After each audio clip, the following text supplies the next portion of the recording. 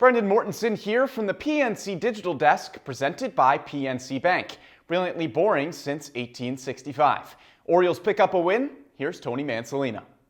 Tony, you said yesterday that offense is really the thing that gets life going in the dugout. How much life was there after that Gunnar Henderson home run and Westbrook starting things there in that inning? Yeah, that's a huge homer, and we've talked a lot about that core group of players has to be the group that kind of drives this thing. And you think about, Jackson hits a ground ball right there to the shortstop, beats out a double play. He doesn't jog down the line. He busts his butt down the line, keeps the inning going. Westbrook, opposite field, 2-strike knock right there. Then obviously the big blow comes from Gunnar. So Adley swung the bat great today. Hit some balls hard all day. So you start thinking about the core group. Cowser made unbelievable plays in left field and kept us in the game early today. So that's the core group. And those are the main reasons why we were able to pull that thing out.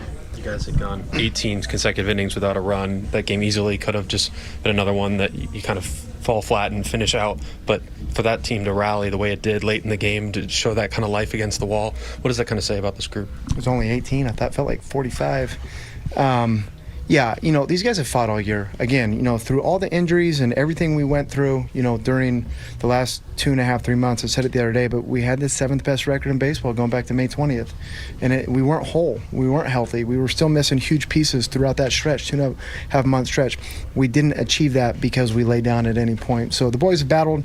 I'm not shocked to see that group of core players play the way they did today and help us win a big game. You said before the game that you weren't sure who was going to close.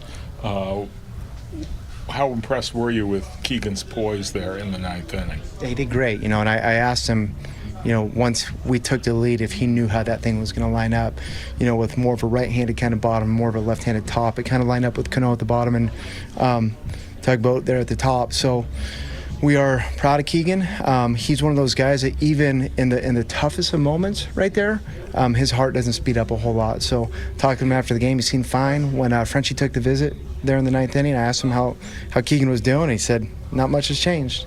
So pumped for Keegan. That's a big deal right there.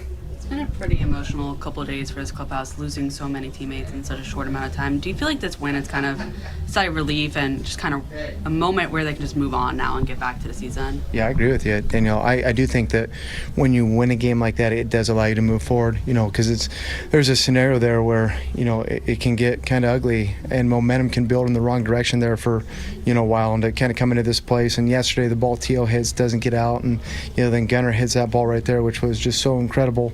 And to pull out a game against a team that's going to contend for the World Series, it's a really big deal. Are you excited to see more of these bullpen arms like Martin and more from these guys who've shown some good stuff? Just how big were they in keeping the deficit at what it was today? There's a lot of opportunity here right now. So, yeah, those guys, they took advantage of it today. Those are big spots to go in, even down 3-0. I mean, we're trying to stay in the game. We could have gone to a lower part of the bullpen, so to speak, right there, but we chose to try to stay in the game, and I'm glad we did. What's going on with Tyler O'Neill? Just not feeling good. He wasn't feeling good today. That's all here from the PNC Digital Desk, presented by PNC Bank. Brilliantly boring since 1865.